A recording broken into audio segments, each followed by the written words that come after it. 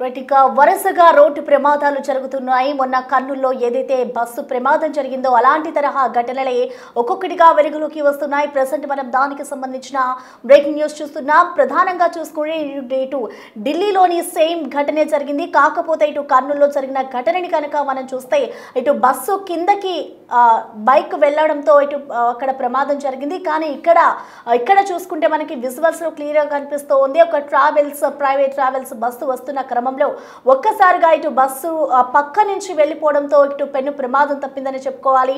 బస్సులో ఉన్న ప్రయాణికులంతా కూడా సేఫ్ గా ఉన్నారని చెప్పుకోవాలి. బైక్ ను ఇటు ప్రైవేట్ ట్రావెల్స్ బస్సు ఢీ కొట్టింది. ఒక్క రోజులోనే గంటల వ్యవధిలోనే 2 బస్సు ప్రమాదాలు చోటు చేసుకుంటున్నాయి. అయితే ఈ ఘటనలో ఇప్పటికే 2 మృతి చెందినట్లుగా కూడా తెలుస్తోంది. ఇటు ఢిల్లీ నుంచి యూపీ మధ్య మొదటి ప్రమాదం చోటు చేసుకోక రాజస్థాన్లోని జోధ్పూర్లో మరో బస్సు యాక్సిడెంట్ అయితే జరిగింది. ఇలాంటి తరహా ఘటనలు అయితే ప్రస్తుతం వెలుగులోకి ఒక్కొక్కటిగా వస్తూ ఉన్నాయి. ఢిల్లీ నుంచి బీహార్ వెళ్తూ ఉన్నాయి ప్రైవేటు ట్రావెల్స్ బస్సు. ఇటు NH-28 సమీపంలోని కుషీనగర్ టోల్ ప్లాజా దగ్గర ఈ ఘటన చోటు చేసుకుంటూ ఉంది. ఇటు బస్సు ప్రమాదానికి సంబంధించిన విజువల్స్ కూడా మనం ఒకసారి చూడొచ్చు. బస్సు బోల్తా పడిన అనంతరం కూడా ప్రయాణికులందరినీ కూడా బయటకు తీస్తూ ఉన్నారు. మరొక వైపు చూసుకుంటే ఇటు కర్నూలులో జరిగిన ఘటన తరహాలోనే ఇలాంటి ఘటనలు ఉన్నాయి అంటూ కూడా ఇటు నెటిజన్స్ చెప్తూ ఉన్నారు. ఒకసారిగా మనం ఏదైతే Delhi UP Kushinagar toll plaza దగ్గర విజువల్స్ మనం గమనిస్తే ఒక్కసారిగా ప్రైవేట్ ట్రావెల్స్ బస్సు సైడ్ నుంచి వస్తున్న క్రమంలో అదే పక్కకి ఒక బైకర్ కూడా వెళ్తూ ఉన్నారు. సో ఒక్కసారిగా దానికి బైక్ని ఇటు బస్సు ఢీకొనడంతో పక్కకి నుంచి బస్సు తిరిగి వెళ్ళిపోవడంతో ఇటు పెను ప్రమాదం తప్పిందని చెప్పుకోవాలి. ఒక్కసారిగా అటు బైక్ పై వెళ్తున్న వ్యక్తి కూడా అక్కడే పడిపోయిన దృశ్యాల్ని మనం చూడొచ్చు. బైక్ పై వెళ్తున్న ఇద్దరిని కూడా బస్సు అతి వేగంగా వచ్చి ఢీకొనింది. ప్రైవేటు ట్రావెల్స్ కి సంబంధించి ఒకవైపు అధికారులు చర్యలు తీసుకుంటున్నా, ఒకవైపు తనిఖీలు చేస్తున్నా కానీ డ్రైవర్లు మాత్రం అప్రమత్తంగా ఉండకుండా వాళ్ళకి ఇష్టం వచ్చినట్లు డ్రైవింగ్ చేస్తున్నారు అంటూ కూడా ఇటు కామెంట్స్ అయితే చేస్తున్నారు. సో ఒక్కసారిగా చూసుకుంటే బస్సు కింద నలిగిపోయి ఇద్దరు యువకులు దాని కిందే పడిపోయిన పరిస్థితి కనిపిస్తుంది. ఇటు బస్సు ఆపకుండా కూడా అక్కడే దూసుకువెళ్ళిన పరిస్థితి కనిపిస్తుంది. అసలు ఈ ప్రమాదానికి సంబంధించి ఒకసారి విజువల్స్ ఒకసారి చూద్దాం.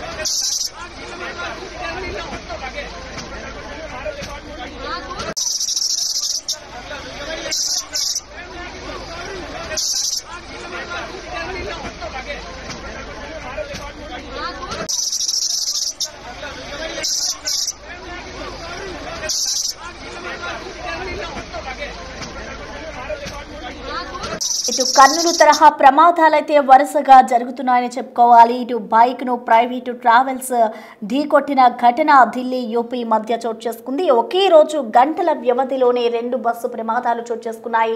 ఒకటి ఢిల్లీలోని చోటు చేసుకుంటే మరొకటి రాజస్థాన్ జోధ్పూర్ హైవేపై జరిగింది. ప్రధానంగా చూసుకుంటే ఢిల్లీ యూపీ మధ్య మొదటి ప్రమాదానికి సంబంధించిన వివరాలు చూద్దాం ఒకసారి. రాజస్థాన్లోని జోధ్పూర్లో మరో బస్సు యాక్సిడెంట్ జరిగింది. ఇటు ఢిల్లీలో జరిగిన రోడ్ యాక్సిడెంట్ కి సంబంధించిన వివరాలు చూసుకుంటే బైక్ పై వెళ్తున్న ఇద్దరిని వేగంగా వచ్చి బస్సు ఢీ కొట్టింది. ఇటు NH-28 సమీపంలోని కుషీనగర్ టోల్ ప్లాజా దగ్గర ఈ ఘటన చోటు చేసుకుంది. అదే బస్సు కింద పడి 2 యువకులు నలిగిపోయి మరణించారు. టోల్ గేట్ దగ్గర ఆపకుండా దూసుకెళ్లిన పరిస్థితి అయితే కనిపిస్తోంది. స్పాట్ లోనే 2 వ్యక్తులు కూడా బైక్ పై ఎవరైతే ప్రయాణం చేస్తున్నారో వాళ్ళిద్దరూ బైక్ స్పాట్ లోనే మృతి చెందారు. ఈ దృశ్యాలన్నీ కూడా CCTVలో రికార్డ్ అయ్యాయి. ప్రమాదం జరిగినప్పటికీ బస్సు డ్రైవర్ ఎక్కడ ఆపకుండా ముందుకు వెళ్లిపోయిన పరిస్థితి నెలకొంది. హైవేపై వేగంగా ప్రైవేటు ట్రావెల్స్ బస్సు దూసుకెళ్లింది. బస్సు డ్రైవర్ తీరుపై అయితే ఇటు మృతుల కుటుంబం అయితే ఆగ్రహం వ్యక్తం చేస్తూ ఉంది. టోల్ ప్లాజా దగ్గర కూర్చొని తమ కుటుంబానికి న్యాయం చేయాలి అంటూ కూడా వారు డిమాండ్ చేస్తూ ఉన్నారు. ఒకసారిగా మనం చూడొచ్చు, ప్రమాదం జరిగిన తర్వాత కూడా ఆ బస్సు ఆగకుండా అదే వేగంగా బస్సు డ్రైవర్ ముందుకు వెళ్ళిపోతూ ఉన్నారు. ఒకవైపు అధికారులు దీనిపై చర్యలు తీసుకోవాలి, మాకు న్యాయం చేయాలి చేయాలి అంటూ కూడా ఇటు కుటుంబ సభ్యులు ఎక్కడైతే ప్రమాదం జరిగిందో అక్కడే కూర్చొని వాళ్ళు నిరసనకు వ్యక్తం చేస్తున్నారు. మరొక వైపు చూసుకుంటే రాజస్థాన్ జోధ్పూర్ హైవేపై కూడా ఇలాంటి ఘటనే చోటు చేసుకుంది.